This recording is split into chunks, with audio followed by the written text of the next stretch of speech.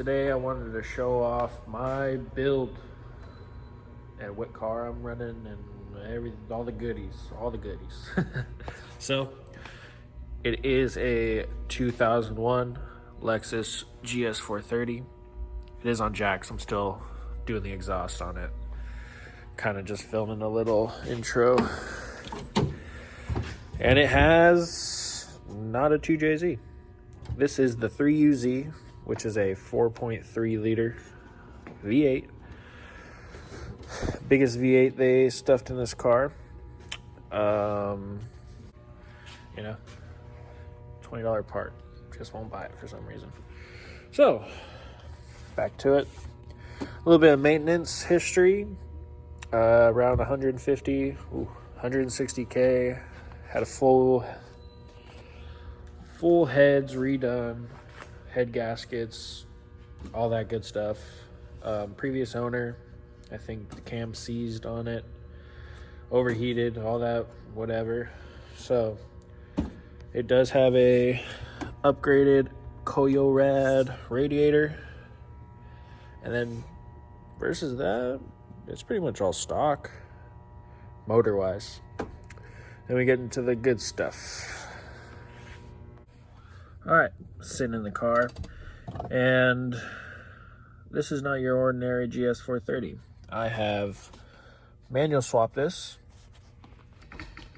with a CD009 transmission.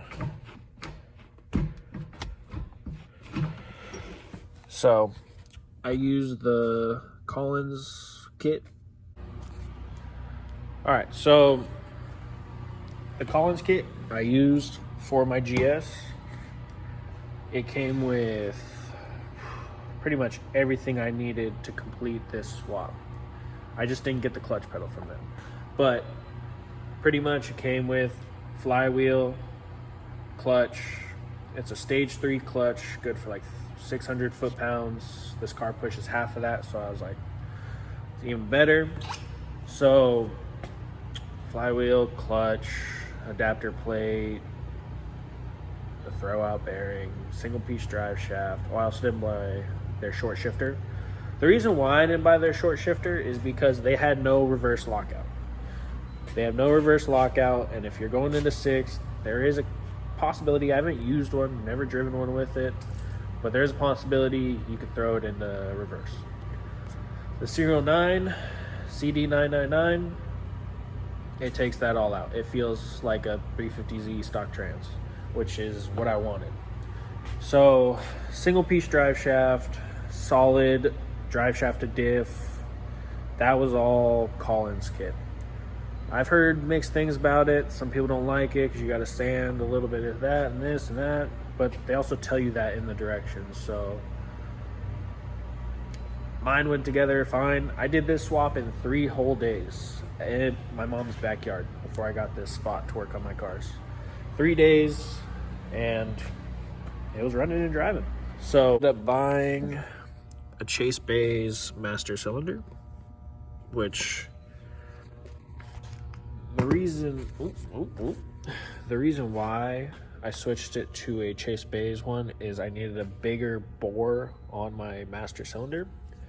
The one I had before was too small. I think it was 5/8, and I needed 3/4 or 7/8. I don't remember, but I had the right one in, and it made world of a difference. One other thing I had to do was this, and in here, let me pop this bad boy open real quick. It's a 10. What is this? 12? No, it's 10. Well, pretty much what's in here is my ECU.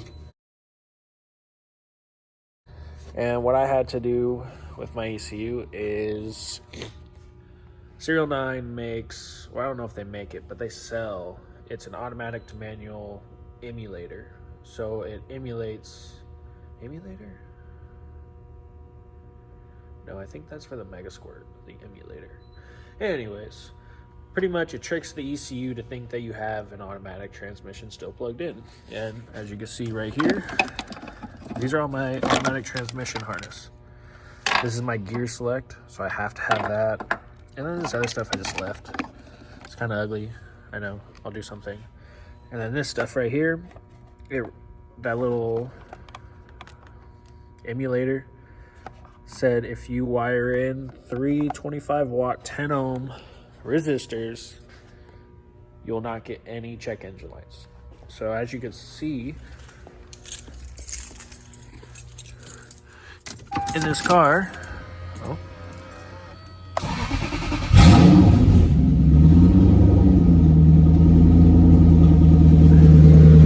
I actually don't have any check engine lights, just my VSC, ABS, and VCS, which is pretty much all traction control.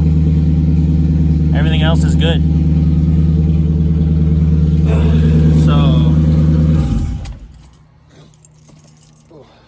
forgot how loud that was. So that's how I got that all to work together, because if you don't do that, it goes into limp mode. What else did I do to this car? Oh, another thing I did are, you're definitely not going to see them from up here. Maybe right there. Whatever. I did polyurethane on under. Right over. I know this is kind of chaotic, but right there. Right there, I think. Yeah, somewhere right there. I did polyurethane motor mounts. So stiffen that all up. Here's the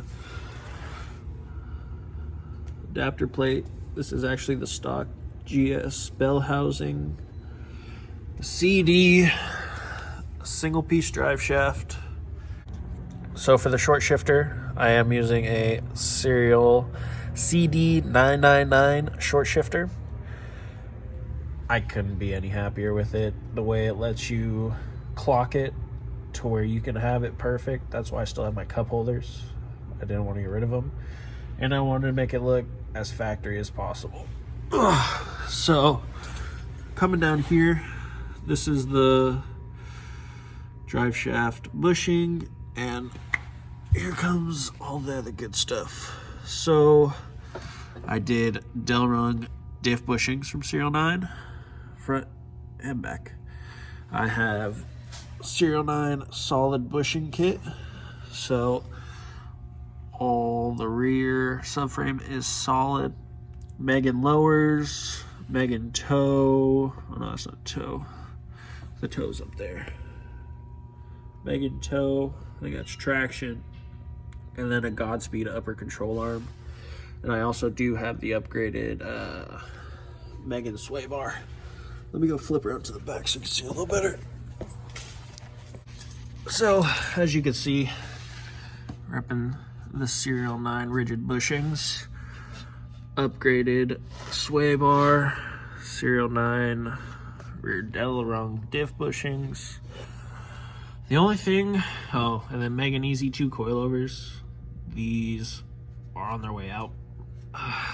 So, what was I gonna say?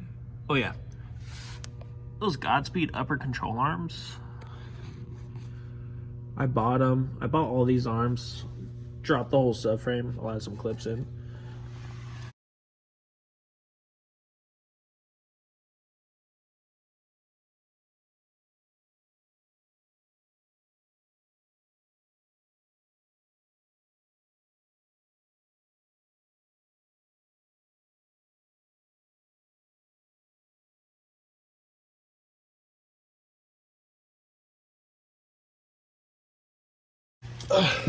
I did all that, dropped the whole subframe, put it all together, put it back in the car.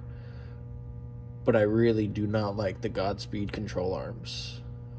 The locking nut gets loose. Even though I put Loctite on it, it's just bad.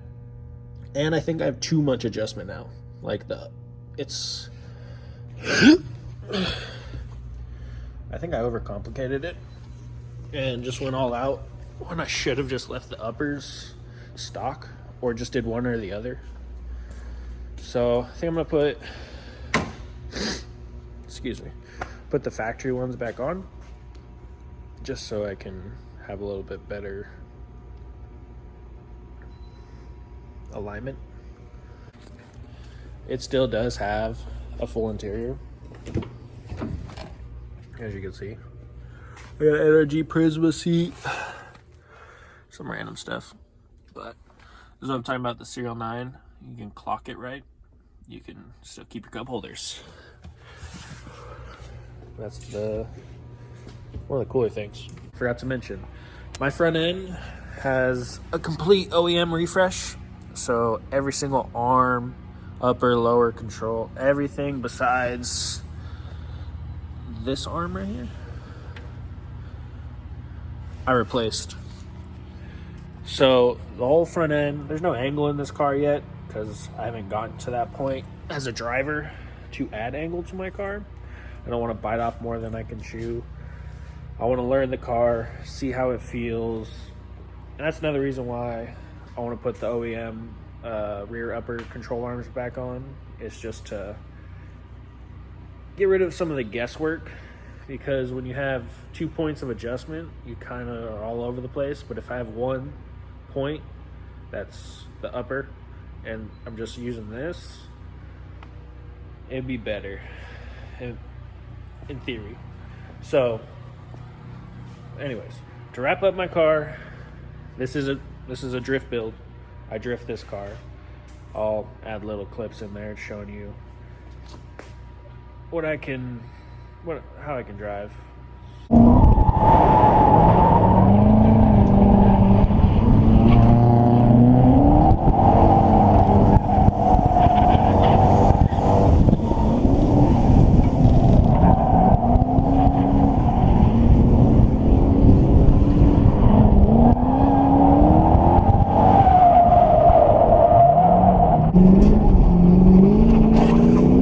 Is that me or him? That was him. Is that behind you?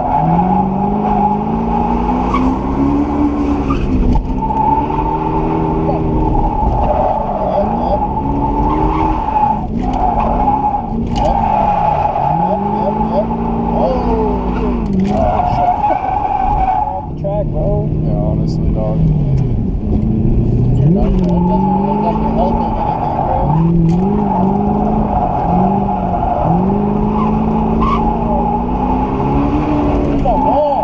Fuck yeah. Hell yeah. Yes, hell yeah, dude.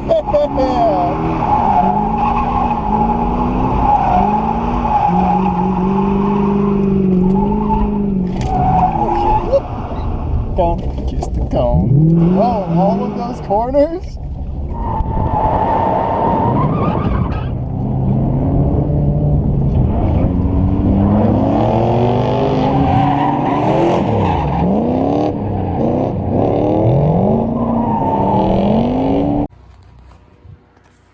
So to wrap up this whole intro on my GS, it's a 4.3 liter V8 with a 6-speed manual trans, welded diff.